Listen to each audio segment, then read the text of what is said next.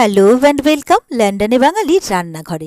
আজকের রান্নাঘরে আছে একদম গরম গরম সুগন্ধি আর ভীষণ টেস্টি মটরশুঁটির লুচি, বাইরে ক্রিস্পি ভেতরে নরম। এই লুচি একবার খেলে বারবার বানাতে মন চাইবে। তাহলে আর দেরি না করে ঝটপট বানাই স্পেশাল লুচি। মটরশুঁটির লুচির জন্য প্রথমেই আমি নিয়েছি এখানে 1.5 কাপ পরিমাপ ময়দা, পরে আমি নিয়েছি 1 কাপ মটরশুঁটি, আমি একটা নিচ্ছি মিক্সার গ্রাইন্ডার, আমি মটরশুঁটিটা গ্রাইন্ডারের মধ্যে দিয়ে দিচ্ছি। এরপরে আমি নিচ্ছি একটা কাঁচা লঙ্কা, যেটা আমি ফাটিয়ে দিয়ে দিলাম। এরপরে নিচ্ছি আমি খুব সামান্য পরিমাণে আদা, প্রায় 1/2 ইঞ্চি মতো আদা। এরপরে দিয়ে দিচ্ছি একটু নুন, আর টেস্টটাকে আরেকটু ভালো করার জন্য দিয়ে দিচ্ছি খুব সামান্য পরিমাণে অল্প করে চিনি। এইবারে এই সব কিছুকে আমি একটা সুন্দর স্মুথ পেস্ট তৈরি করে নেব। তো সুন্দরভাবে কিন্তু আমার পেস্টটা তৈরি হয়ে গেছে। এরপরে যে ময়দাটা আমি নিয়েছিলাম তাতে দিয়ে দিচ্ছি প্রায় 3 টেবিল চামচ মতো তেল।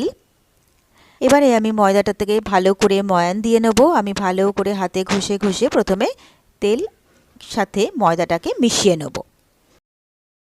এরপরে যে মটরশুঁটির পেস্ট আমি রেডি করে রেখেছিলাম সেই পেস্টটা আমি পুরোটা ময়দার মধ্যে দিয়ে দিচ্ছি। এরপরে আমি দিয়ে দিচ্ছি এখানে 1/4 চা চামচ হিং, আর দিয়ে দিচ্ছি 1 চা চামচ ভাজা মশলা। এই ভাজা মশলা দিলে কিন্তু এতে দারুণ টেস্ট আসে। এখানে আছে গোটা জিরে, গোটা ধনে, আর একটা শুকনো লঙ্কা, যেটা আমি ড্রাই রোস্ট করেছিলাম, তারপরে আমি গ্রাইন্ড করে নিয়েছিলাম। এইবারে এই সবটাকে আমি ভালোভাবে ময়দার সাথে মিশিয়ে ময়দাটাকে মেখে নেব। প্রথমে আমি মটরশুঁটির পেস্ট দিয়ে ময়দাটাকে মেখে নেব। যদি আমার জলের প্রয়োজন হয় তাহলে অল্প একটু জল দিয়ে আমি ময়দাটাকে ভালোভাবে মেখে নেব। তবে অবশ্যই একটু উষ্ণ গরম জল দিলে কিন্তু ময়দাটা আরও ভালোভাবে মাখা হবে। তো ময়দাটাকে আমি ভালোভাবে মেখে নিলাম। ময়দাটা মেখে নিয়েছি। এবারে আমি অল্প করে একটু তেল ময়দাটার মধ্যে দিয়ে আরও একবার মাখিয়ে নিচ্ছি।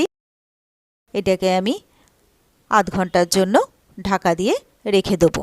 ময়দাটাকে কিন্তু একটু টাইট করে মাখতে হবে, তাহলে আধ ঘন্টা পর কিন্তু এটা খুব ভালোভাবে লুচি করার জন্য রেডি হবে। তো ময়দাটা কিন্তু আমি আধ ঘন্টা পরে খুলে নিলাম। একদম কিন্তু আমার পারফেক্ট হয়েছে ময়দা মাখা।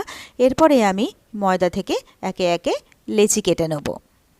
তো সব লেচি আমি কেটে নিয়েছি। এরপরে আমি কড়াতে বসিয়ে দিয়েছি তেল। তেলটা যতক্ষণে গরম হবে ততক্ষণে আমি কয়েকটা লেচি থেকে লুচি বেলে নেব। তো লেচিতে আমি তেল দিয়ে লুচিটা বেলছি। লুচি করার সময় কিন্তু তেল দিয়ে বেললে ভালো হয়। তো আমি তেল দিয়ে একে একে লুচিগুলো বেলে নিচ্ছি।